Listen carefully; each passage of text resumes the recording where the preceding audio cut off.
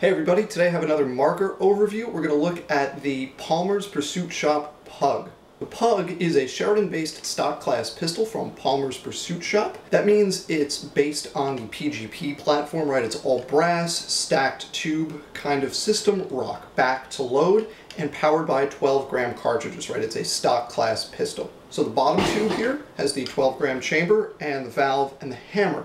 This works by putting a 12-gram in the bottom tube, clamping it down real tight, and then depending on the system, either the 12-gram will pierce right away using the Insta-Pierce, or it might use a shoot-to-pierce type valve like those you find in the PGPs, where you actually have to take a shot because the pierce pin that opens the 12-gram cartridge is connected to the valve stem. So it's that first shot when you have a new 12-gram that actually breaks the seal of the 12-gram and airs up the marker. Could work either way. Most of these have the Insta-Pierce, but there are a bunch that also have the shoot-to-pierce. Typically, at least in my experience, I found that the shoot-to-pierce is somewhat more reliable than the Insta-Pierce type face seals. This one has a shoot-to-pierce, and I prefer that, even though when you open up a new 12-gram, you are going to have a very weak first shot. The middle tube here is the barrel, so when you pump it, a ball loads into the chamber, and the bolt seals it. You pull the trigger, the hammer travels forward, strikes the valve, opens it up, the air goes through the bolt,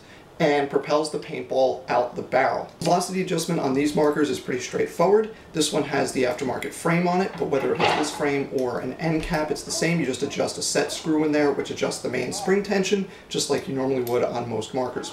Because this is an all brass marker, you have kind of an interesting situation with the barrel because it's fixed, it's not changeable. So you have to pick one bore. Palmer's offers 680, 685, or 690, and that's it. You can't change it, no freak inserts, nothing like that. This does cause problems with rollouts sometimes. If you have one of the larger bore barrels and use smaller paint, you have problems with rollouts. The solution to this are little indentations called wedgets. You can see one right there. That's a small indentation that basically keeps the ball that's chambered from rolling out the barrel, even if it is much smaller than the diameter of the barrel. So you can use 681, 682 size paint in a 685 or 690 barrel without having to worry about rollouts. In extreme cases, very small paint will still roll past these, but for the most part they do a pretty good job of preventing rollouts. The top tube is the feed tube. So this is a stock class marker in the very traditional sense of the word, in that you have a horizontal feed tube, and in order to load paintballs from the feed tube into the chamber, you have to simultaneously rock the marker backwards while cocking it. So it's a rock and cock type system. In contrast to Nelson-based markers like the Phantom, this is a rock back system, so you have to typically rock it backwards to load a paintball. Nelson-based systems like the Phantom typically involve rocking forward. You can reload this feed tube in a couple different ways. The simplest way is what I have here, which is just a simple feed plug. You just twist it, pull it out, use a 10-round tube to pour your paint back in, and then you replace the plug, twist it back in so it locks in place. There's an O-ring on the plug that increases the friction so it can't just fall out on its own. And this is a nice touch that you have a feed plug leash connecting the feed plug to the bolt so that when you remove one, as long as the other is attached to the marker, you cannot lose either. Another feed option, if you don't like the plug or if the plug is too slow or cumbersome, is something like this. This is a speed gate. So this is a kind of collar that fits over this rear tube. It sits kind of like this. Okay, it sits like that.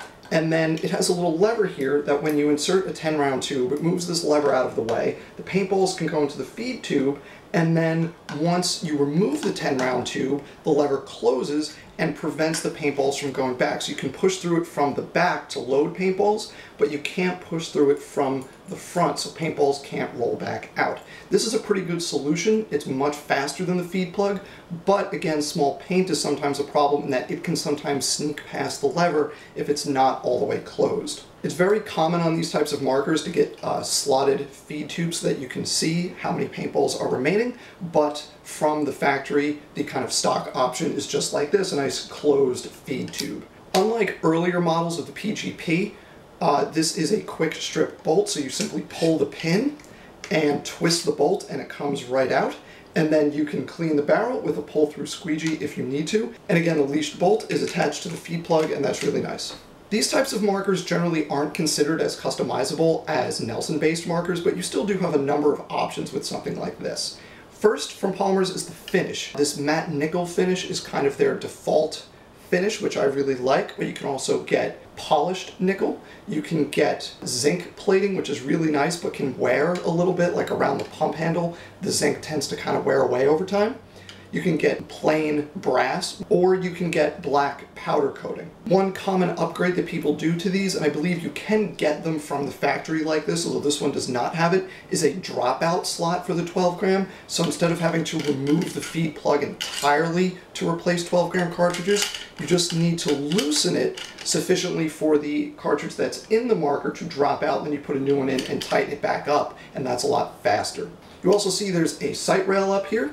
And a front sight pin. Often people will put sight hoods on these little ghost ring sights, which you can also get from Palmers, nickel plated, they're very nice. Now this trigger frame is a little bit unique because this is a nickel plated Surgison K frame, which as you can see looks kind of like this revolver kind of setup. It's very comfortable. This is an aftermarket kind of thing from a third party. You can't get this from Palmers. Normally you have a Sheridan frame on here which accepts the old plastic PGP grips or the new Palmers aluminum panel grips, also the very popular PMI rubber grips, and the very, very comfortable plastic battle grips. All of those grips fit on the standard Sheridan frame that you normally get on this kind of marker. Now because this is a stock class pistol, this is a little bit more challenging to play with than even an open class or modified stock class pump, because you have to deal with both the 12 grams and constantly reloading the paint with 10 round tubes. In addition to that, these markers are somewhat less efficient than a Phantom, so I wouldn't expect to get 30 really good shots on a 12 gram out of this. I tested it, the absolute max is about 32 shots, but only 27 or so are actually going to be at a usable velocity. So in contrast to that of Phantom, you should expect 35 to 40 shots on a 12 gram. And then there's the weight issue. Brass is a lot heavier than aluminum, right? So a marker like this is going to be a little bit heavier. Normally a stock class pistol setup is going to be quite light, but this is actually not all that much lighter than an open class pump setup, just because it is 3 rather large tubes of solid brass that's then nickel plated. It's a heavy setup. All that being said, it's really hard to overstate how much fun it is to play with a Sheridan-based stock class pistol. I mentioned this in my video about the PGP, but stock class pistol play is really one of the most fun kinds of paintball you can play, regardless of who you're playing with. But if you're in a situation where everyone is playing with stock class pistols, it is really, really, really a great time. And even in open play, it's fun and challenging to play with a marker like this, which is why I got it. So this is the Pug, a stock class Sheridan-based pistol from Palmers Pursuit Shop. Thanks for watching. See you soon.